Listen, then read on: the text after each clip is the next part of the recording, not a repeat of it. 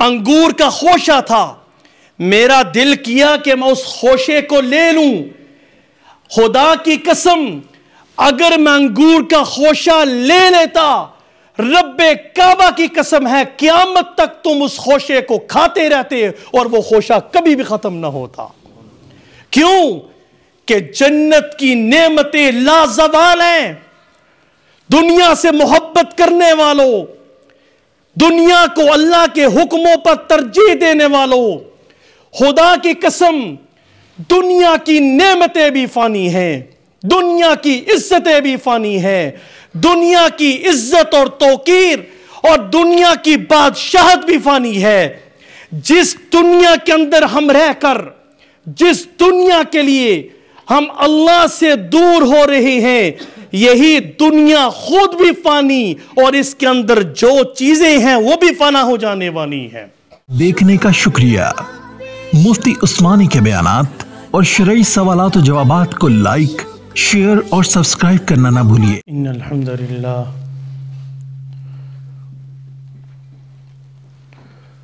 والصلاة والسلام علی رسول اللہ، اما بعد فاعوذ باللہ من الشیطان الرجیم، بسم اللہ الرحمن الرحیم۔ اولم نعمرکم ما یتذکر فیہ من تذکر وجاءکم النذیر فذوقوا فما للظالمین من نصیر۔ صدق اللہ مولانا العظیم۔ اللہم صلی علی محمد وعلی آل محمد کما صلیت علی ابراہیم وعلى آل إبراهيم إنك حميد مجيد۔ اللهم بارك على محمد وعلى آل محمد كما باركت على إبراهيم وعلى آل إبراهيم إنك حميد مجيد۔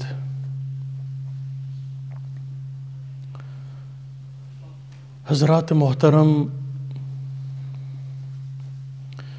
بھائیو، بزرگوں، دوستوں، نوجوان مبارک کا دوسرا عشرہ اپنے اختتام کو پہنچ رہا ہے۔ اخیر عشرہ رمضان المبارک کا بڑا مبارک، مومنوں کے لیے موسم بہار ہے۔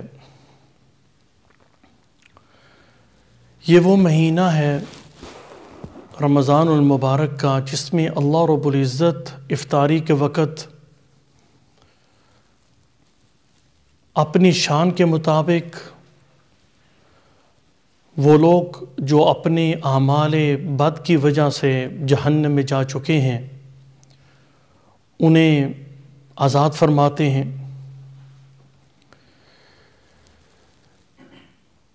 تو اس مہینے کے حوالے سے ہمیں وہ جو نیکیوں کا سیزن ہے اور اللہ کی طرف سے ایک قسم کی سیل لگی ہے کہ نفلی نماز پڑھو گے تو فرض کے مطابق فرض کے برابر ہوگا، فرض پڑھو گے تو 70 فرضوں کے برابر۔ تو اس میں ہمیں ایڈوانٹیج اٹھانا ہے۔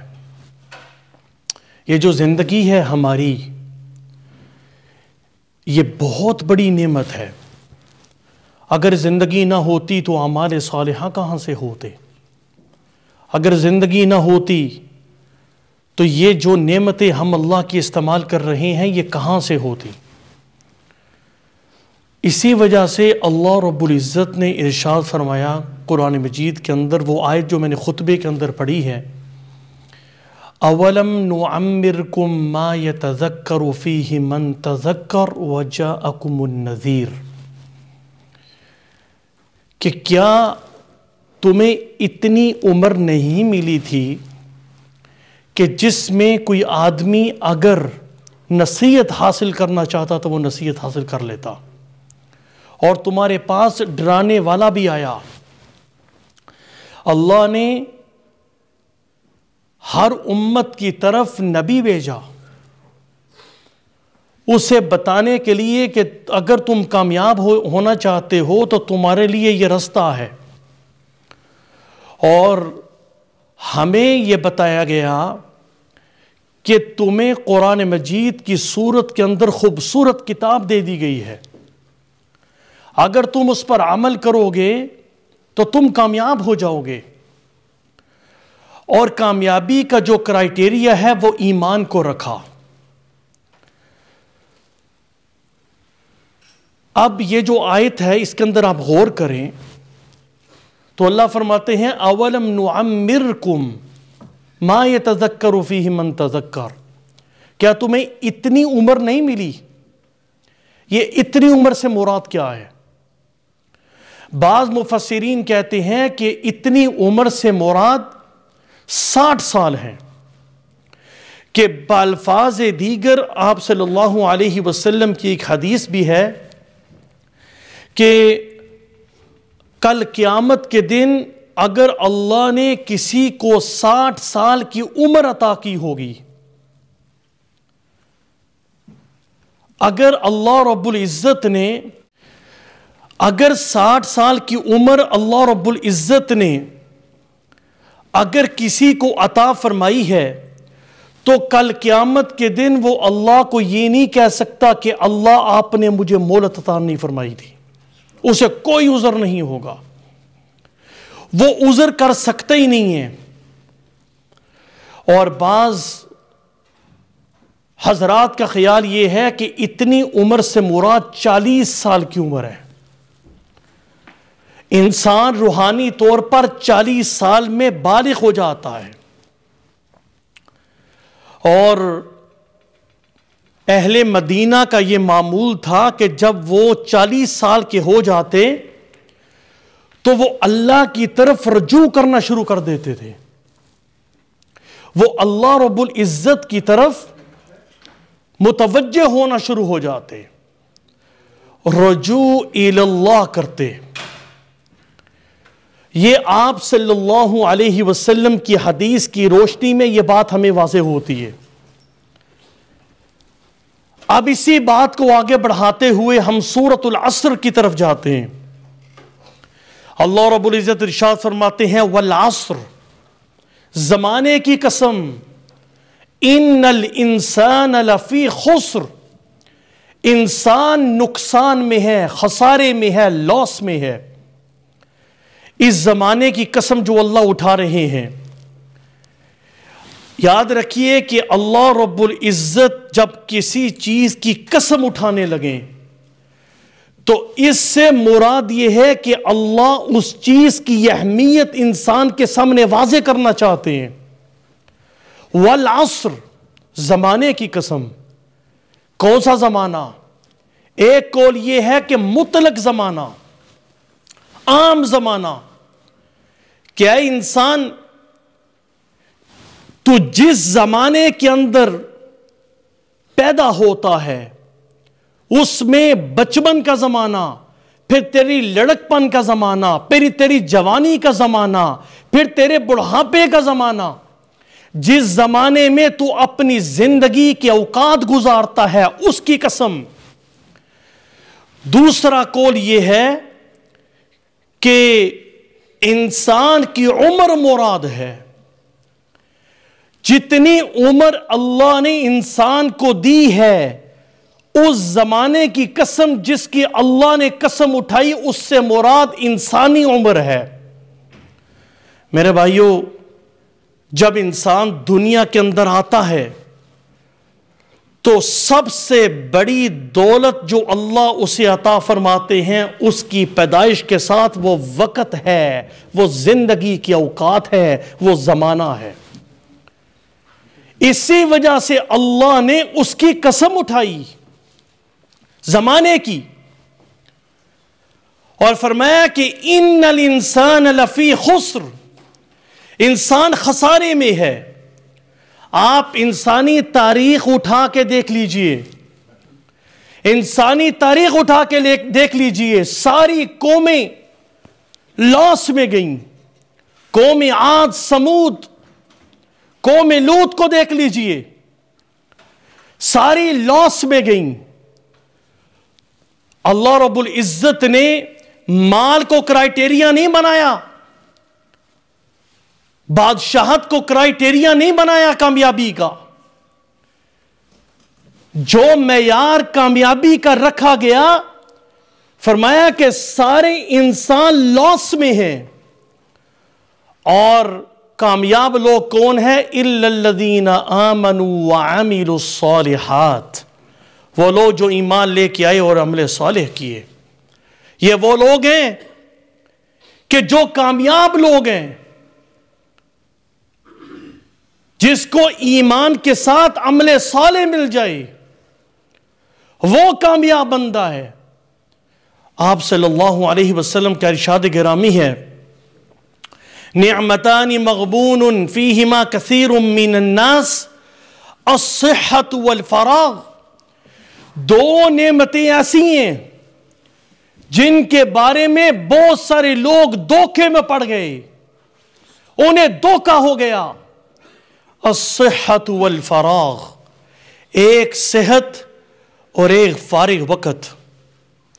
صحت کی قدر پوچھنا چاہتے ہو تو جائیے اسپتالوں میں اور جا کر دیکھیے کہ ان لوگوں کی حالت کیا ہے. پھر آپ کو صحت کی قدر آئے گی کہ صحت کتنی بڑی اللہ کی نعمت ہے. جب انسان کے پاس صحت ہوتی ہے، وہ پرواہ نہیں کرتا، وہ سمجھتے میں نے تو کبھی بیمار ہی نہیں ہونا، میں نے تو کبھی زندگی میں مجھے بیماری لگے گی نہیں. اور جب انسان کے پاس فارغ وقت ہوتا ہے، وہ فارغ وقت کو اللہ کی نافرمانی میں اور لغویات کے اندر گزار دیتا ہے. اسی لیے فرمایا کہ نعمتان مغبون فیہما کثیر من الناس الصحت والفراغ. میرے بھائیو، یہ زندگی اللہ نے جو ہمیں عطا فرمائی ہے، یہ اللہ کی بہت بڑی نعمت ہے. یہ ہم تجارت کر کے، اللہ کے ساتھ تجارت کر کے ہم اس زندگی کی قیمت اچھی وصول کر سکتے ہیں. آپ اس کی ایک مثال یوں لے لیں، ایک آدمی کے پاس موبائل فون ہے، اس نے 1500 پاؤنڈ کے اندر وہ موبائل خریدا، 1500 پاؤنڈ میں وہ موبائل خریدتا ہے، اور بازار میں جب بیچنے جاتا ہے اس کی قیمت اگر اس سے زیادہ ملتی ہے تو لوگ کہتے ہیں کہ یہ خسارے میں نہیں رہا، اسے بینیفٹ ملا ہے، اسے اچھے دام کے اندر 1500 میں خریدا، 1600 میں بیچا، اچھا مال مل گیا، اچھے طریقے سے بک گیا. اور اگر 1500 سے لیا، 1500 کا لیا اور 1400 میں بیچا، لوگ کہتے ہیں یہ خسارے میں رہا، یہ لاس میں رہا. اگر ہمیں زندگی ملی اور اس زندگی کی قیمت اور ویلیو ہم اللہ سے حاصل نہ کر سکے تو یاد رکھو یہ تجارت ہماری لاس کے اندر ہے. اسی کے بارے میں فرمایا ان الانسان لفی خسر، کہ انسان خسارے کے اندر ہے. اور اللہ رب العزت اس بزنس اور تجارت کے بارے میں خود فرماتے ہیں، یا ایھا الذین آمنوا هل ادلکم علی تجارۃ تنجیکم من عذاب علیم. اے ایمان والو، کیا میں تمہیں اس بزنس کے بارے میں، اس تجارت کے بارے میں نہ بتاؤں جو تمہیں دردناک عذاب سے بچانے والی ہے؟ اے اللہ، وہ بزنس کیا ہے؟ وہ تجارت مومنین کے لیے ہے کیا؟ تؤمنون باللہ ورسولہ وتجاہدون فی سبیل اللہ باموالکم وانفسکم. وہ ہے کہ اللہ پر ایمان لانا اور اس کے رسول پر ایمان لانا اور اپنے جانوں اور مال کے ساتھ مشقت اٹھانا. یہ ہے تجارت. جن لوگوں کے اندر یہ صفات پائی جاتی ہیں وہ اپنی زندگی کے اوقات کی جو ویلیو ہوتی ہے وہ اللہ رب العزت سے احسن طریقے سے حاصل کر لیتے ہیں۔ میرے بھائیو، رسول اللہ صلی اللہ علیہ وسلم جب معراج پہ تشریف لے گئے، آپ کی ملاقات حضرت ابراہیم علیہ السلام کے ساتھ ہوتی ہے۔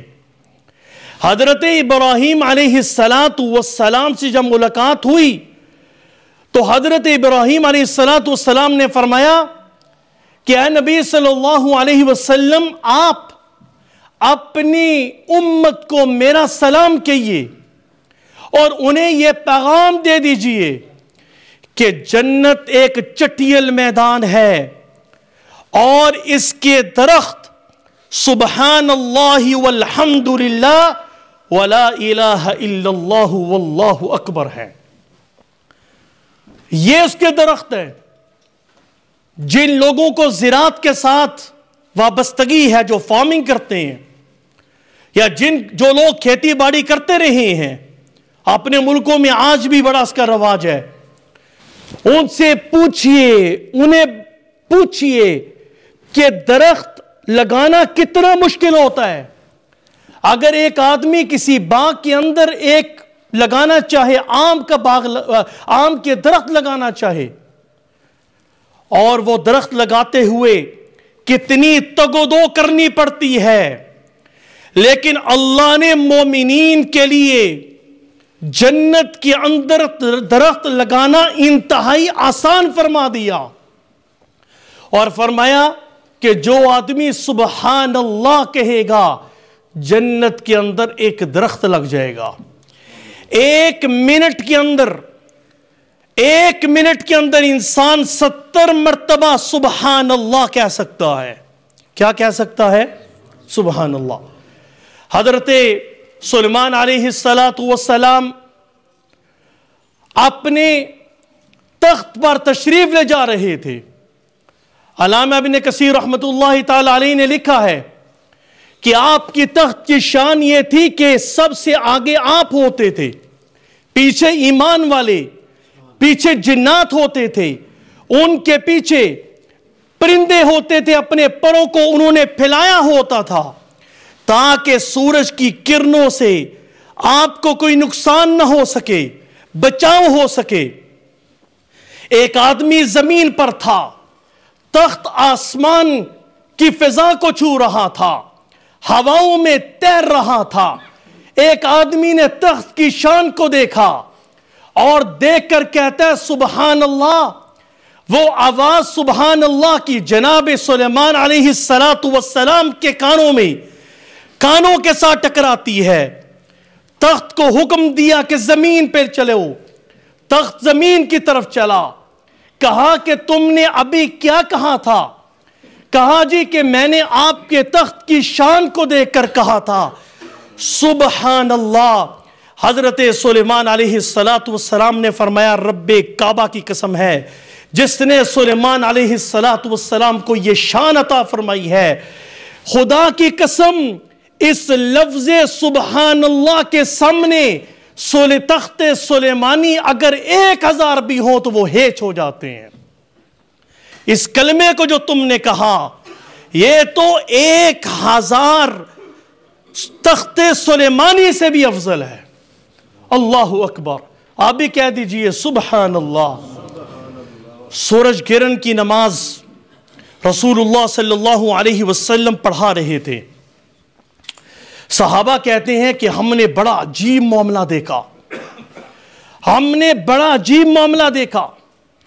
وہ معاملہ کیا تھا کہ کائنات کا نبی، امام الانبیاء، سرتاج الانبیاء، خطیب الانبیاء، والی بدحہ، امام الرسل والاتقیاء جناب محمد رسول اللہ صلی اللہ علیہ وسلم، آپ آگے ہوتے ہیں، اپنے دونوں ہاتھ ایسے نماز کے اندر بڑھاتے ہیں اور پیچھے ہو جاتے ہیں۔ پھر ہم نے یہ ماجرا دیکھا کہ رسول اللہ صلی اللہ علیہ وسلم نماز کے اندر آگے ہوئے ایک دم پیچھے ہو گئے، نماز مکمل ہو گئی۔ صحابہ نے کہا اللہ کے رسول صلی اللہ علیہ وسلم آج ماجرا بڑا عجیب پیش آیا، کبھی ایسا ماجرا دیکھنے کی نوبت نہیں آئی کہ نماز کے اندر آپ آگے بڑھے اور اپنے ہاتھوں سے ایسے جیسے کوئی چیز لے رہے ہوں، اور پھر دوسرا معاملہ یہ دیکھا کہ آپ آگے بڑھے اور ایک دم پیچھے ہو گئے۔ آپ صلی اللہ علیہ وسلم نے فرمایا کہ اے میرے صحابہ، نماز کے اندر میرے سامنے جہنم کو اور جنت کو پیش کیا گیا، اور جہنم کی تپش کو میں نے دیکھا تو میں اس کی تپش کو دیکھ کر میں پیچھے ہٹ گیا۔ آج جہنم کے تذکرے پہ لوگ ہنستے ہیں، کفریہ کلمات کہتے ہیں۔ کائنات کا نبی جس کے اگلے پچھلے سارے گناہ معاف، جو کائنات کا نبی ہے، وہ جہنم کی تپش دیکھ کر میرا نبی کانپ اٹھا۔ آج اس کے امت کے لوگ یہ بات کہتے ہیں، جب انہیں نماز کا تذکرہ، جب انہیں کہا جائے کہ نماز پڑھو، تو آگے سے کہتے ہیں کہ جہنم نو اللہ نے ساڑھے نالی پڑھنا علیہ باللہ، کفریہ کلمات کہتی۔ وہ جہنم جسے دیکھ کر میرا نبی پیچھے ہٹ گیا اور لرز اٹھا۔ آج امت کے لوگ جہنم کے تذکرے سے ڈرتے نہیں ہیں، گناہ پہ جری ہو گئے۔ پھر آپ صلی اللہ علیہ وسلم نے فرمایا کہ مجھے جنت دکھائی گئی، اور جنت میں انگور کا خوشہ تھا۔ میرا دل کیا کہ میں اس خوشے کو لے لوں۔ خدا کی قسم، اگر میں انگور کا خوشہ لے لیتا، رب کعبہ کی قسم ہے، قیامت تک تم اس خوشے کو کھاتے رہتے اور وہ خوشہ کبھی بھی ختم نہ ہوتا۔ کیوں؟ کہ جنت کی نعمتیں لازوال ہیں۔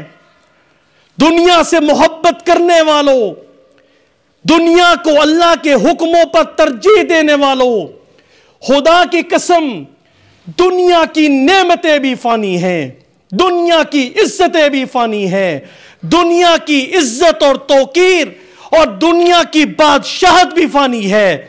جس دنیا کے اندر ہم رہ کر، جس دنیا کے لیے ہم اللہ سے دور ہو رہے ہیں، یہی دنیا خود بھی فانی، اور اس کے اندر جو چیزیں ہیں وہ بھی فنا ہو جانے والی ہیں۔ اللہ اکبر۔ تو میرے بھائیوں، اپنے اندر شوق پیدا کیجئے۔ رمضان المبارک کے مہینے میں لوگ پوچھ رہے ہوتے ہیں، سوالات کر رہے ہوتے ہیں، تراویحاں کتنی ہیں، اور قرآن مجید سے محروم ہو جاتے ہیں لوگ۔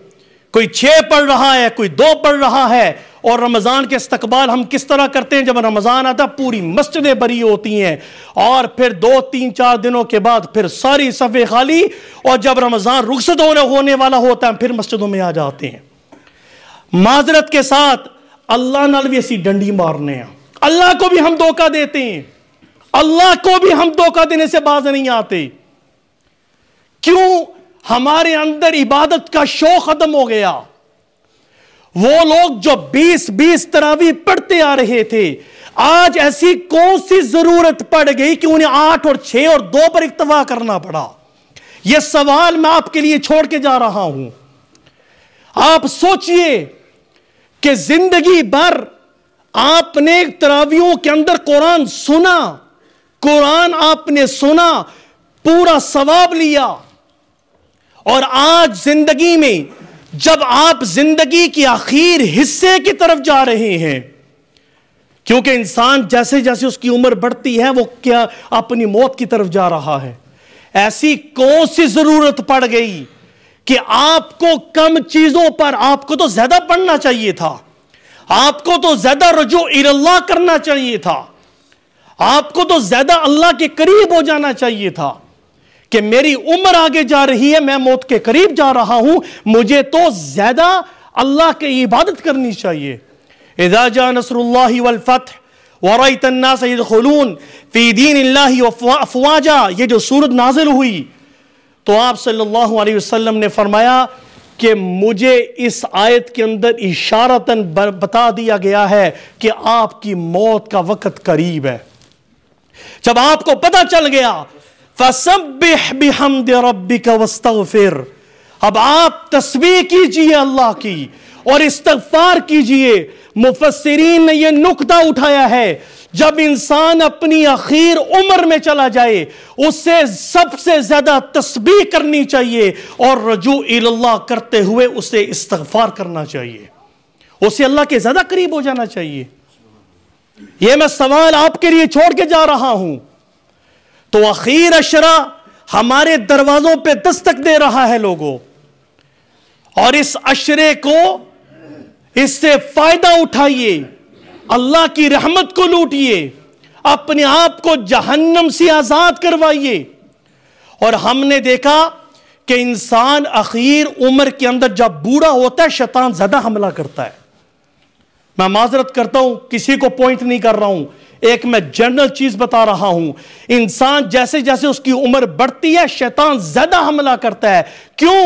اسے پتہ ہے کہ اس کے دن تھوڑے رہ گئے ہیں، اسے اعمال صالحہ سے دور کرو، اس سے گناہ کرواؤ تاکہ اس کی آخرت تباہ ہو جائے۔